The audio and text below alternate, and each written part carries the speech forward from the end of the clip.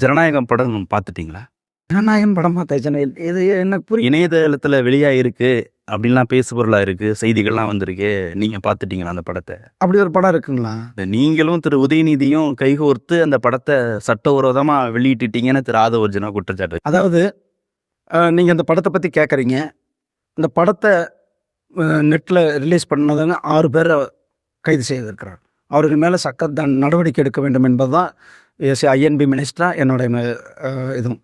அதே நேரத்தில் இந்த அவங்க சொல்கிற குற்றச்சாட்டு வந்து எந்தவித ஆதாரம் இல்லை, அடிப்படை ஆதாரமற்ற தவறான தகவலை சொல்லி கொண்டிருக்கிறான். என்ன சொல்றாருன்னா, இந்த படம் வெளியாகலைன்னா அது சேட்டலைட்டில் இருக்கும். சேட்டலைட்டோட கட்டுப்பாடு மத்திய அரசுகிட்ட இருக்கும். மத்திய அரசுல இந்த துறை வகிக்கக்கூடிய பொறுப்பு அமைச்சர் நீங்க அப்படின்னு அவருடைய நீங்கள் அலிகேஷன். இந்த படத்தினுடைய பிரச்சனை எங்கே இருக்குன்னு நீங்கள் பார்த்துரு, உங்களுக்கே தெரியும், அது எல்லாருக்கும் தெரியும். இந்த பிரச்சனையே படம் வந்து இன்னும் தணிக்கை செய்யாமல் இருக்கிறோம். படத்தை தணிக்கை செய்ய வேண்டிய பொறுப்பு அந்த தயாரிப்பாளருக்கும் தணிக்கை வாரியத்துக்கும் இருக்கிறது. அதில் வந்து எங்களுடைய தலையீடு எதுவுமே கிடையாது.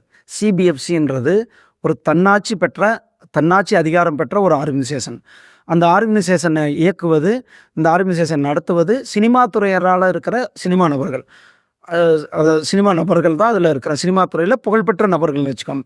அவங்க தான் அதில் இருக்கிறாங்க. ஸோ அவங்களே தான் நம்ம வந்து போய் நீங்கள் இதை பண்ணுங்க அதை பண்ணுங்கலாம் சொல்லவே முடியாது. அந்த நீங்க திமுகவை கடுமையா எதுக்குறீங்க. ஆனா உதயநிதிக்கும் உங்களுக்கும் இதுல ஒரு நெக்ஸஸ் இருக்குன்னு திரு ஆதவ அர்ஜுனா குற்றச்சாட்டு. அவர் ஏதாவது ஒரு ஆதாரம் இருந்து வெளியிடணும், இல்லைன்னா அவர் மேலே நிச்சயமாக நாங்கள் சட்டப்படியான நடவடிக்கை எடுப்போம். 1. 2வது, இந்த சிபிஎஃப்சி பொறுத்தளவுக்கு முறையான தணிக்கையை தணிக்கை வாரியத்திட்டு போய் அந்த டாக்குமெண்டேஷன் சொல்லி அவங்க என்னென்ன சொல்கிறாங்களோ அதை வந்து சரியான முறையில் அதை வேலை செய்ய வேண்டியது தயாரிப்பாளருடைய பொறுப்பு. இப்போ நீதிமன்றம் சொன்ன பிறகும் கூட அதை தணிக்கை வாரியம் சரியாக செய்யலை அப்படின்ற எங்கள் மேலே சொல்கிறது நீதிமன்றத்தை அவமதிக்கிறதா தான் நான்.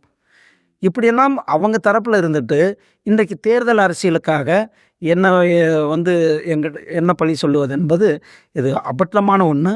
இது வந்து ஏற்றுக்கொள்ள முடியாதது.